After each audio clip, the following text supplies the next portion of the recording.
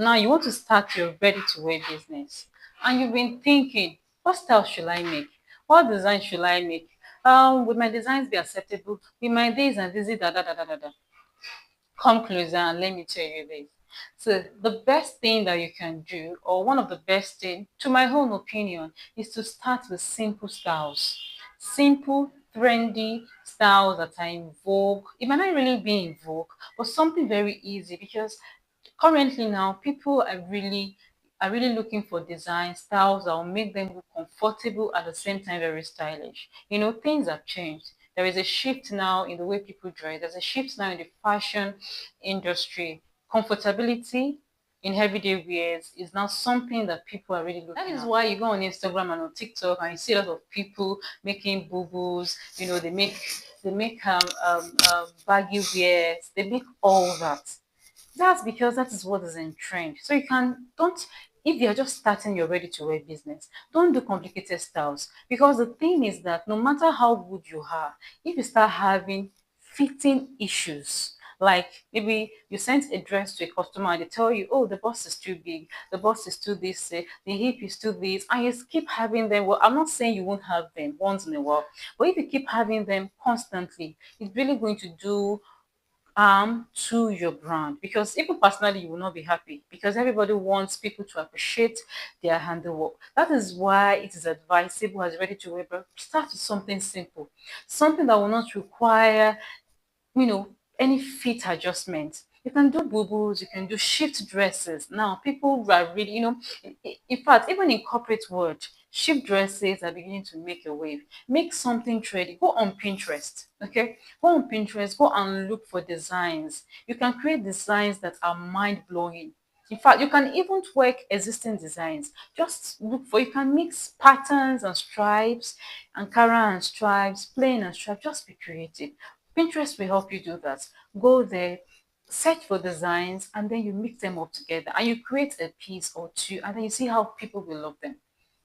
Don't complicate things for yourself. Don't start making costume wears that will require fittings, issues, and all that. Except if you know that, well, you can just you except if you know you want to trust your gut. But really, it is just advisable that you go for trendy wears, comfortable wears that maybe they are free on the waistline, free on the hip line, or maybe you can add elastics and all that. That doesn't mean that you are lazy, and that doesn't mean that you won't do something complicated.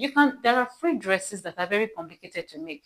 They are very classy. I've seen some boo-boo dresses that requires you to make patterns for them.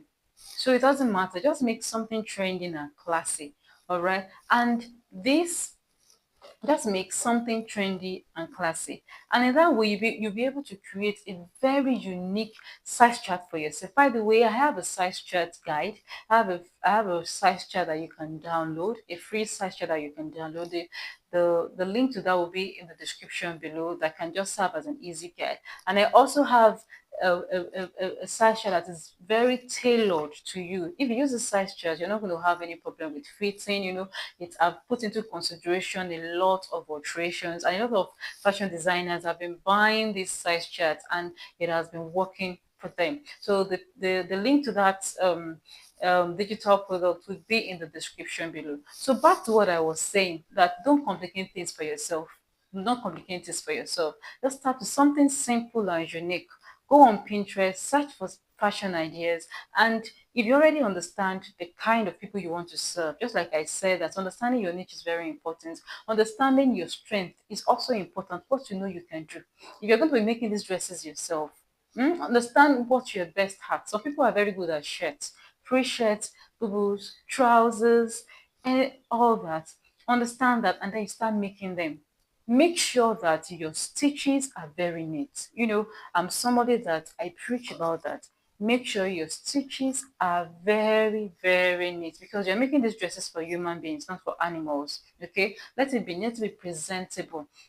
Let it be something that you yourself can wear, so that when you're shipping your dresses out to your customers, they'll be happy to receive it. These people are paying you money, for goodness sake, to make their dresses. They are trusting you with their funds. So make sure that your stitches are very, very neat. So if you want me to to hold you by the hands. You're confused on how to start your ready-to-wear business. You don't know how to start.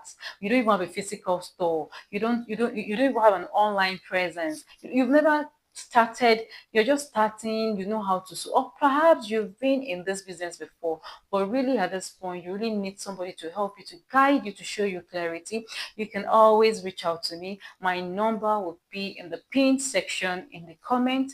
Reach out to me for a one-on-one clarity section, and we know that your business is going to have a new turn. So thank you so much for listening to this, and please do not forget to like, to share, and subscribe. It's very important. It keeps me motivated and also helps this channel it also helps other people to see this channel, especially those that will benefit from this video. So thank you so much. I love you. Bye.